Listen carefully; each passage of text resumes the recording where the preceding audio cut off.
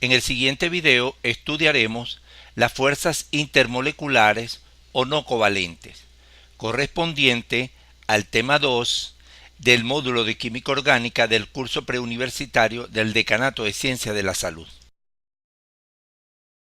Los enlaces discutidos hasta ahora se producen entre átomos, pero existen otras fuerzas de atracción entre átomos y moléculas que son las denominadas fuerzas intermoleculares o no covalentes.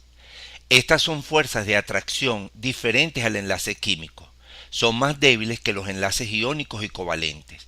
Entre ellas tenemos la fuerza ión-ión, fuerza ión-dipolo, fuerza ión-dipolo inducido, fuerzas hidrofóbicas y las fuerzas de Van der Waals.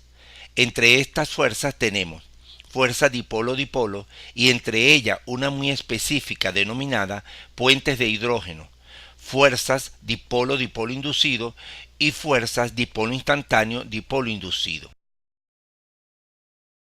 Las interacciones iónicas o fuerza ión-ión se producen entre átomos o moléculas con cargas eléctricas opuestas.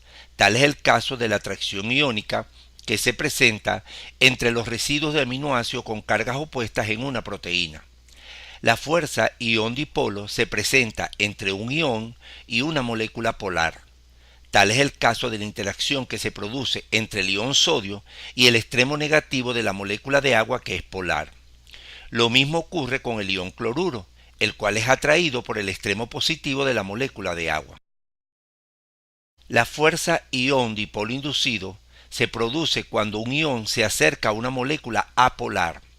El acercamiento del ión en nuestro ejemplo positivo produce que los electrones de ese lado de la molécula sean atraídos, produciendo un dipolo en la molécula, pero este dipolo desaparece cuando alejamos el ión.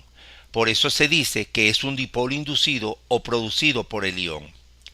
En el caso de la unión del oxígeno al hierro de la hemoglobina, la molécula de oxígeno es apolar y cuando el ión ferroso se aproxima a ella induce un dipolo, estableciéndose una fuerza entre ambos. De esta manera la hemoglobina transporta el oxígeno. Cuando el ión ferroso se retira, se rompe el dipolo y el oxígeno es liberado. Las interacciones hidrofóbicas son fuerzas que hacen que las moléculas apolares en medio acuoso se agrupen de tal manera que el número de moléculas de agua en contacto con ellas disminuye, aumentando así su estabilidad.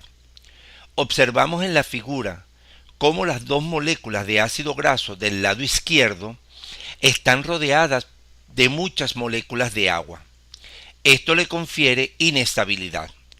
En el lado derecho observamos que las moléculas de ácido graso se agrupan de tal manera que disminuye la cantidad de agua en contacto con ellas, alcanzando mayor estabilidad. La interacción dipolo-dipolo se establece entre los polos opuestos de dos moléculas polares. Un caso especial es la formación de puentes de hidrógenos. Los puentes de hidrógeno se establecen entre un átomo de hidrógeno unido a un átomo altamente electronegativo como el oxígeno y el nitrógeno y otro átomo altamente electronegativo. La interacción dipolo-dipolo inducido se genera cuando una molécula polar se acerca a una molécula apolar e induce en ella un dipolo. Este dipolo desaparece cuando alejamos la molécula polar. La interacción dipolo instantáneo-dipolo inducido se produce por el desplazamiento de los electrones alrededor de las moléculas en un momento determinado, produciéndose un dipolo instantáneo. Esto induce en la molécula vecina un dipolo. El primer dipolo formado es transitorio, por lo tanto dura muy poco. Por eso se denomina dipolo instantáneo. Al desaparecer este dipolo, el dipolo de la molécula vecina también desaparece. Este tipo de interacción es típica entre los ácidos grasos que forman parte de los fosfolípidos de las membranas.